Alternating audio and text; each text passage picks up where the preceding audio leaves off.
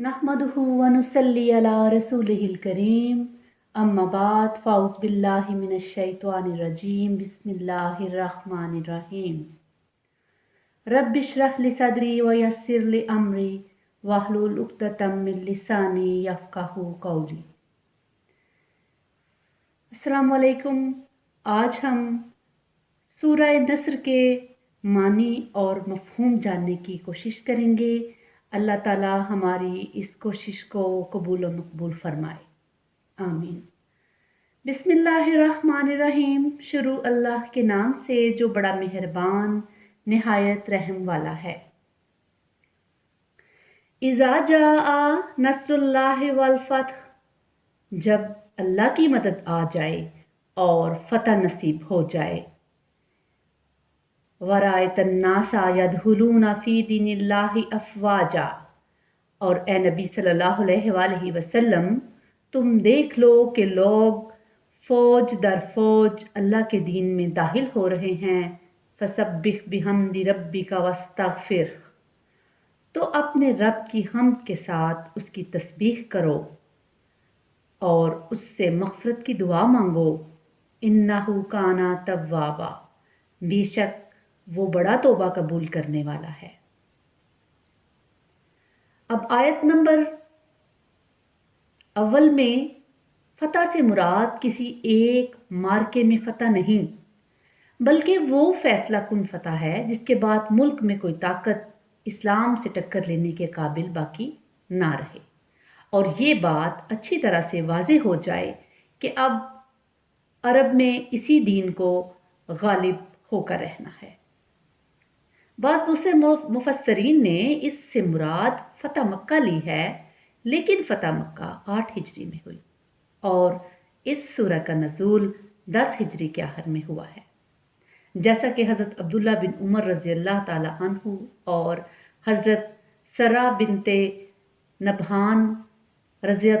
अल्लाह ताला अन्हा की उन रवायात से मालूम होता है जो हमने इससे पहले देखी थी। इसके अलावा हज़रत अब्दुल्ला बिन अब्बास रज़ी अल्लाह ताला अन्हु का ये कौल भी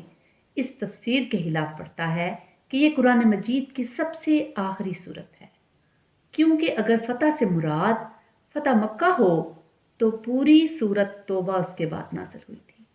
फिर ये सूरत आखिरी सूरत कैसे हो सकती है? बिलाशुबा फ़तह मक्का इस लिहाज से फैसला कुन थी कि उसने अरब के मुशरिकीन की हिम्मतें पस्त कर दी थी, मगर उसके बाद भी उनमें काफ़ी दमहम बाकी था। ताइफ और हुनैन के मार्के उसके बाद ही पेश आए और अरब पर इस्लाम का गलबा मुकम्मल होने में तकरीबन 2 साल लग गए। अब दूसरी आयत की बात करते हैं, यानी वो ज़माना रुखसत हो जाए जब एक एक या दो करके लोग इस्लाम में दाखिल होते थे, और वो वक्त आ जाए जब पूरे पूरे कबीले, पूरे पूरे ग्रोह और बड़े बड़े इलाकों के बाशिंदे किसी जंग और किसी मज़ाहमत के बगैर खुद ब खुद मुसलमान होने के लिए आ जाएं। यह कैफियत 9 हिजरी के आगाज़ से रूनुमा होना शुरू हुई, जिसकी वजह से उस साल को साल वफूद कहा जाता है। अरब के कोने कोने से वफ्द पर वफ्द रसूलुल्लाह सल्लल्लाहु अलैहि वसल्लम की खिदमत में हाजिर होने लगे और इस्लाम कबूल करके नबी पाक सल्लल्लाहु अलैहि वसल्लम के दस्ते मुबारक पर बैत करने लगे। यहाँ तक कि 10 हिजरी में जब नबी पाक सल्लल्लाहु अलैहि वसल्लम हज्जतुल विदा के लिए तशरीफ़ ले गए, उस वक्त पूरा इस्लाम फैल चुका था और अरब जो था इस्लाम के ज़ेर नकी हो चुका था और मुल्क में कोई मुशरिक बाकी नहीं रहा था। तीसरी आयत के हवाले से देखें तो हमद से मुराद अल्लाह ताला की तारीफ़ व सना करना भी है और उसका शुक्र अदा करना भी है, और तस्बीह से मुराद अल्लाह ताला को हर लिहाज से पाक और मुनज़्ज़ह करार देना है। इस मौके पर यह इरशाद है कि अपने रब की कुदरत का ये करिश्मा जब तुम देख लो तो उसकी हम्द के साथ उसकी तस्बीह करो। इसमें हम्द का मतलब ये है कि इस अजीम कामयाबी के मुतल्लिक तुम्हारे दिल में कभी इसका ख्याल और कोई शक व शुबा ना आए کہ یہ تمہارے اپنے کمال کا نتیجہ ہے، بلکہ اس کو سراسر اللہ کا فضل و کرم سمجھو، اس کی مہربانی سمجھو، اور اس بات پر اس کا شکر ادا کرو اور دل و زبان سے اس بات کا اعتراف کرو کہ اس کامیابی کی ساری تعریف جو ہے وہ اللہ تعالیٰ ہی کو پہنچتی ہے۔ اور تسبیح سے مراد یہ ہے کہ اللہ کو اس سے پاک اور منزہ قرار دو کہ اس کے کلمے کا بلند ہونا تمہاری کسی سعی و کوشش کا محتاج یا اس پر منحصر تھا۔ اس کے برعکس تمہارا دل اس یقین سے لبریز رہے کہ تمہاری سعی و کوشش کی کامیابی اللہ کی تائید و نصرت پر منحصر تھی۔ وہ اپنے جس بندے سے چاہتا ہے اپنا کام لے سکتا ہے، اور یہ اس کا احسان ہے کہ اس نے یہ خدمت تم سے لی اور تمہارے ہاتھوں اپنے دین کا بول بالا کرایا۔ یہ وہ بات تھی جو نبی پاک صلی اللہ علیہ وسلم کو اللہ تعالیٰ کی طرف سے کہی گئی۔ اس کے علاوہ تسبیح یعنی سبحان اللہ کہنے میں ایک پہلو تعجب کا بھی ہے۔ جب کوئی محیر العقول واقعہ پیش آتا ہے تو آدمی سبحان اللہ کہتا ہے، اور اس کا مطلب یہ ہوتا ہے کہ اللہ ہی کی قدرت سے ایسا حیرت انگیز واقعہ پیش آیا، ورنہ دنیا کی کسی طاقت کے بس میں نہ تھا کہ ایسا کرشمہ اس سے انجام پاتا۔ آیت نمبر 4 جو کہ آخری آیت ہے، یعنی اپنے رب سے دعا مانگو، جو خدمت اس نے تمہارے سپرد کی تھی اس کو انجام دینے میں تم سے جو بھول چوک یا کوتاہی بھی ہوئی ہے اس سے چشم پوشی اور درگزر فرمائے۔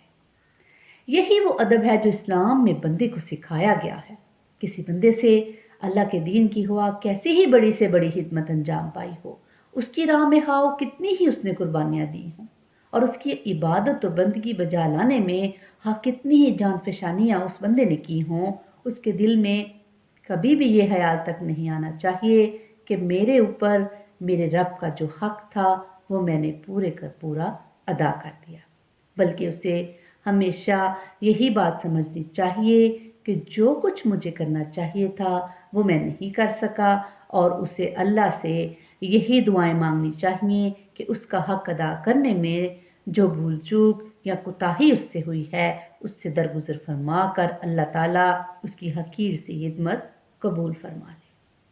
یہ ادب جب نبی پاک صلی اللہ علیہ وآلہ وسلم کو سکھایا گیا، جن سے بڑھ کر اللہ کی راہ میں سعی و جد و جہد کرنے والے کسی انسان کا تصور تک نہیں کیا جا سکتا،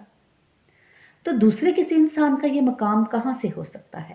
کہ وہ اپنے عمل کو کوئی بڑا عمل سمجھے اور اس غرور میں مبتلا ہو کہ اللہ کا جو حق اس پر تھا وہ اس نے ادا کر دیا۔ اللہ کا حق اس سے بہت بالا و برتر ہے کہ کوئی مخلوق اسے ادا کر سکے۔ اللہ تعالیٰ کا یہ فرمان ہے کہ مسلمانوں کو ہمیشہ کے لیے یہ سبق دیتا ہے کہ اپنی کسی عبادت اور ریاضت اور کسی خدمت دین کو بڑی چیز نہ سمجھیں، بلکہ اپنی جان راہ خدا میں کھپا دینے کے بعد بھی یہی سمجھتے رہیں کہ حق تو یہ ہے کہ حق ادا نہ ہوا۔ اسی طرح جب کبھی انہیں کوئی فتح نصیب ہو اس سے وہ اپنی کمال اپنا کرشمہ نہ سمجھیں، بلکہ اللہ کے فضل ہی کا نتیجہ سمجھیں، اور اس پر فخر و غرور میں مبتلا ہونے کی بجائے اپنے رب کے سامنے عاجزی کے ساتھ سر جھکا کر حمد و تسبیح اور توبہ استغفار کریں۔ اللہ کے نبی صلی اللہ علیہ وآلہ وسلم ہر نماز کے بعد دعاؤں کا اہتمام فرماتے تھے۔ ہمیں بھی آپ صلی اللہ علیہ وسلم کی سنت کے مطابق صبح شام کی اذکار اور نمازوں کے بعد جو اللہ کے نبی سے منقول دعائیں ہیں وہ ادا کرنی چاہیے، وہ دعائیں مانگنی چاہیے اللہ تعالیٰ سے، اور اسی طرح مانگنی چاہیے جس طرح نبی پاک صلی اللہ علیہ وسلم نے ہمیں سکھایا ہے۔ نبی پاک صلی اللہ علیہ وسلم نماز کے بعد ایک دعا مانگا کرتے تھے، وہ دعا تھی اللہم انت السلام و منک السلام تبارکت یا ذو الجلال والاکرام۔ اس کے علاوہ ایک اور بات نوٹ کرنے والی ہے کہ سورہ انشراح کی آخری آیات جو ہیں ان میں بھی اسی اسلوب و انداز میں بالکل ایسا ہی حکم دیا گیا ہے کہ اللہ تعالیٰ کی تسبیح و تحمید میں مشغول ہو جائیے۔ اس لیے جب ہم بھی اپنے روزمرہ کے کام اور اپنی جو ڈیوٹیز ہیں ان سے فارغ ہو جائیں، تو ہمیں چاہیے کہ ہم نہایت ادب و احترام سے اور فرصت کے لمحات میں زیادہ سے زیادہ اللہ تعالیٰ کی تسبیح و تحمید کریں اور اللہ کی حمد و تسبیح بیان کریں۔ اللہ پاک ہمیں قرآن پاک کو پڑھنے، سمجھنے اور اس پر عمل کرنے کی توفیق عطا فرمائے۔ وآخر الدعوانا ان الحمد للہ رب العالمین۔